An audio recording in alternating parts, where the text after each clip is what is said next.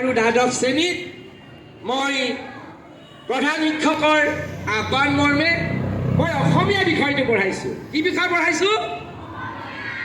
অসমীয়া বিষয়।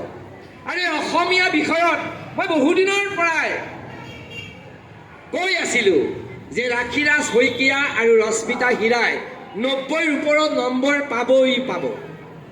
কিন্তু মই তেওঁলোকক কোৱা নাছিলোঁ যে মই তোমালোকক পুৰস্কৃত কৰিম বুলি। কেৱল তেওঁলোকক উৎসাহ দিছিলোঁ যে তোমালোক পাবাই, কাৰণ তোমালোক কিতাপ পঢ়া। আৰু কিতাপ পঢ়িলে যে মানুহ ভাল ফলাফল লাভ কৰিব পাৰে তাৰ জ্বলন্ত উদাহৰণ হৈছে ৰাখিৰাজ শইকীয়া, ৰশ্মিতা হীৰা, অঞ্জলি হল, নয়ন দাস, ওম মেধি।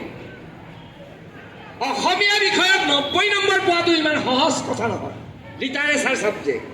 গতিকে মই বৰ গৌৰৱ অনুভৱ কৰিছোঁ। গতিকে ময়ো ৰাখিৰাজ শইকীয়া আৰু ৰশ্মিতা হীৰাক নগদ 1000 টকাৰে পুৰস্কৃত কৰিবলৈ আগবাঢ়িছোঁ। 1000।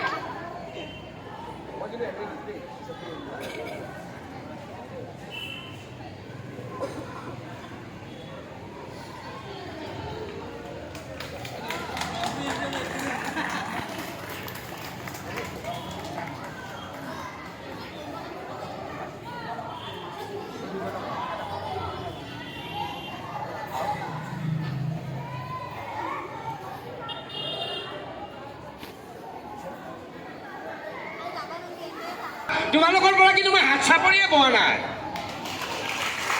আৰু এটা জোৰকৈ চিঞৰ মাৰাচোন চাওক। তেখেতেও ইমানেই উৎফুল্লিত হৈছে যে তাক ভাষাৰে বুজাব নোৱাৰে, যাৰ বাবে তেখেতেও ৰশ্মিতা হীৰা আৰু ৰাখিৰাজ শইকীয়াক নগদ 1000 টকাৰে পুৰস্কৃত কৰিব।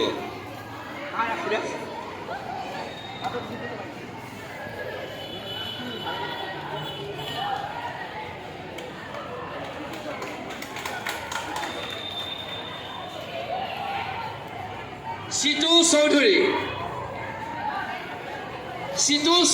বিদ্যালয়খনত বহুত কিবা কিবি কৰি থৈ গৈছে, আমি তাক কেতিয়াও পাহৰিব নোৱাৰোঁ। আৰু মই আশক তাইও পাহৰিব নোৱাৰিব। গতিকে প্ৰধান শিক্ষক মহোদয়ে সিতু চৌধুৰীক নগদ ধনেৰে পুৰস্কৃত কৰিব।